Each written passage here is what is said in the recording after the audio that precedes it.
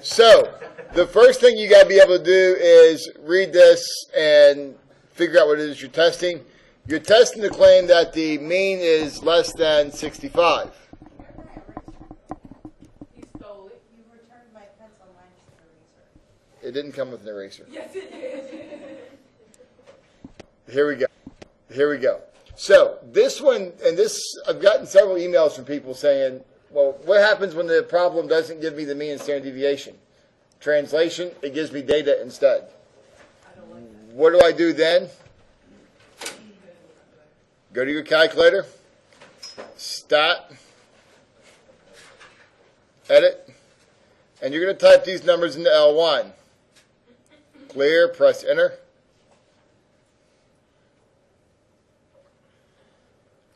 Now, we're going to type all of those in. 25, or not. 25, 39, 25, 95,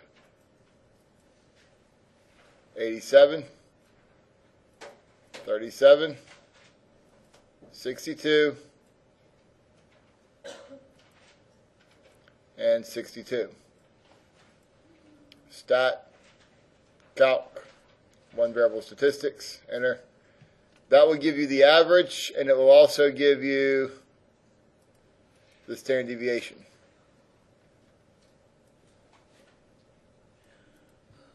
Okay. Now, because the claim is less than 65, what is HO and H1? Is that going to be HO or H1? It'll be H1. Now again, you got to make sure you put mu as less than 65. None of this crap. Can't stand that. That gets you the biggest X you've ever seen. Okay.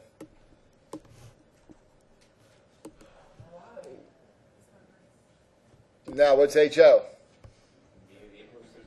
Mu equals 65. So that's part A. Part B. Part B. You've got that's all, folks. You got to draw a picture. Is that going to be a left tail, right tail, or two-tail test? Left tail. Okay. So what's our significance level? 0.05. 0.05. Now, understand that sigma is not known and n's less than 30. And typically, when sigma is not known, n will be less than 30. That's just my kind of general rule for myself. I know the book doesn't always do that. Sometimes they make really big n's and sigma is still unknown, so you're still using a t-score.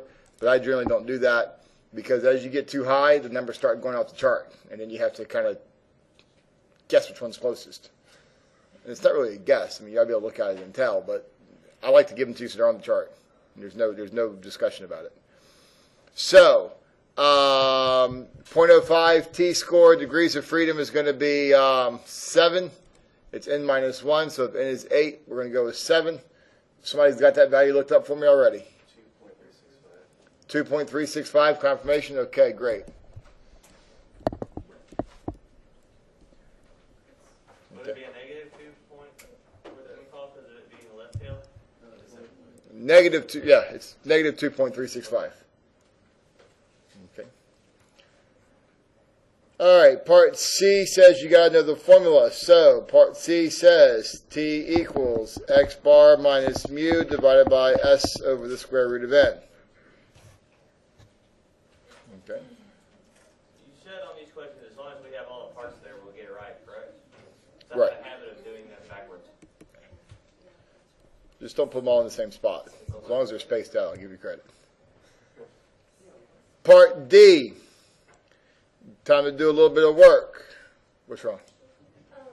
It should be area of one tail, right? Yes. Then it's not 2.365, it's 1.895. That's why I'm saying. All right, so there was some discussion about whether or not that value that we found earlier, this one here, whether that number is right. And the answer is it is not. You must look at 0.05 in one tail, not two tails. You got it wrong too. No? Why are you listening to me? I did not get it wrong. I didn't look it up, for the record. If I don't look it up, I cannot be wrong. I just asked for somebody to give me the answer. I asked for confirmation. So at least 2 people got it wrong because somebody gave me confirmation on it as well. 1.895. Confirmation on that. All right, so now we're going to go negative 1.895. Now, t equals, what's our mean? What's x bar? 54. So we're doing 54 minus 65 divided by, what's s? 26.98, right? 26.98 divided by the square root of 8. Okay. Now, if you can look at that and do it in your head, yay you. For the rest of us commoners, we must use a calculator. 54 minus 65. Make sure you're putting that top piece in parentheses. Divided by, make sure you're putting the bottom piece in parentheses. 26.98 divided by square root of 8.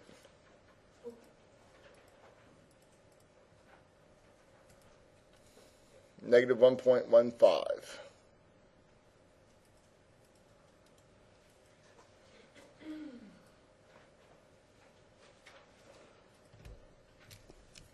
Okay. Negative 1.15. Part E.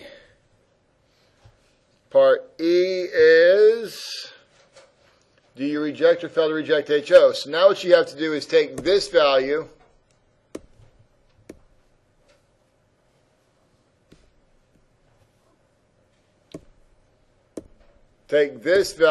and go plot it on this chart somewhere.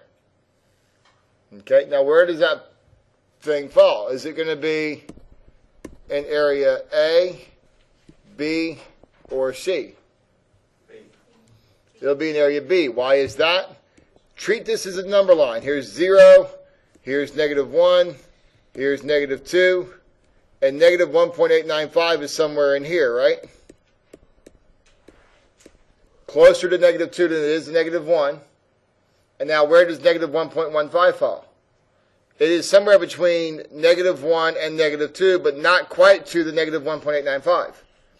I'm not being a jackass when I go over this. I'm being dead serious. There are so many people who screw this up because it's a graph and it's statistics and you're not thinking of it as a number line. You're thinking of it as some kind of statistics line. It's just a number line. Okay? Now, if it falls in the shaded area, what's the name of that? Rejection region. You go, girl. Rejection region. That's the rejection region. Now, is it in the rejection region? No. So that should make E relatively easy. It's not in the rejection region. So what are we going to say for E? Fail to reject HO. So both B and C would be right? Say it again. Yes. Yes. And the line between B and C is always 0? Yes, ma'am. For Z-scores and T-scores, yes. Chi-squares are a little bit different. Okay. Now, if we failed to reject HO, let's take a look. If I fail to reject HO, then I'm saying that HO is true or false? True, and H1 is? Now, which one of those two is my claim? So, what am I saying about the claim? Is the claim true or is the claim false? The claim is false. Does everybody see that?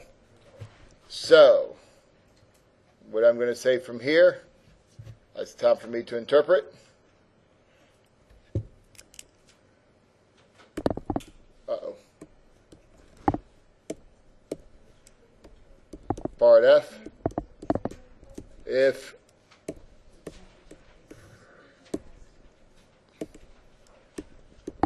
If we continue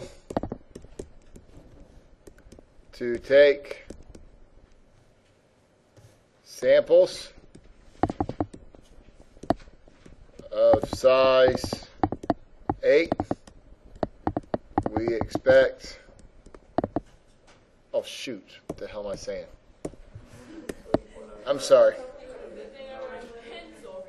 I apologize to everyone who was just writing that. I'm not even going to lie, I was thinking about a chicken sandwich. I'm freaking hungry. I'm guessing you're going to Chick-fil-A later.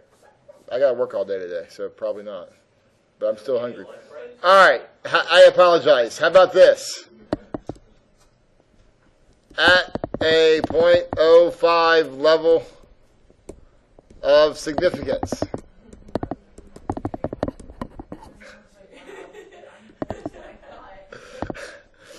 there is not sufficient evidence